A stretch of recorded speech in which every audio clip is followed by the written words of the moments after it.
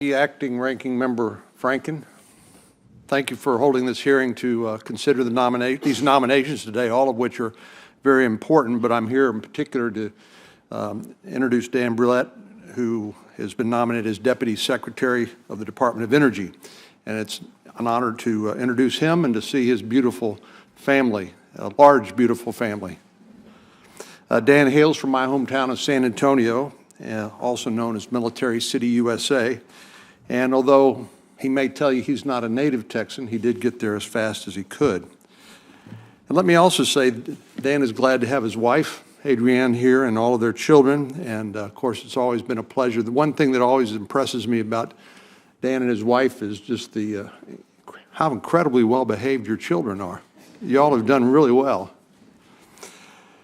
In San Antonio, Dan serves as Senior Vice President at USAA, a Texas-based company made up of a tremendous team of hard-working people with a heart for serving military families. But before his role there, Dan's career was one marked by dedicated public service. That service began in the United States Army as a tank commander and reserve drill instructor.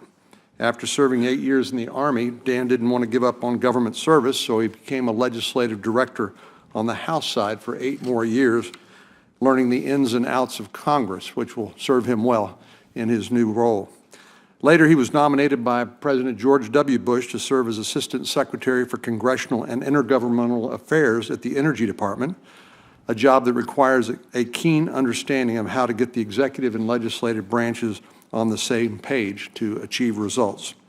Following his first tour at DOE, Dan came back to the Hill to serve as Majority Staff Director on the House Energy and Commerce Committee.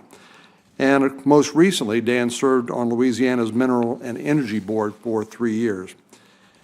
Dan's the kind of man we should all want in a senior position at the Department of Energy.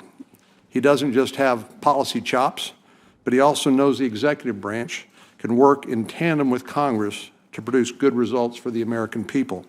There's absolutely no doubt in my mind that a man of his caliber, someone who's demonstrated great leadership, a zeal for public service, and a firm understanding of our nation's energy needs will serve the United States well. That's why I wholeheartedly support his nomination and encourage the committee to do the same. And I look forward to working with him and Secretary Perry and the rest of the administration to make the United States an even stronger player in the global energy landscape, something which, Madam Chairman, I know you support enthusiastically. Thank you very much.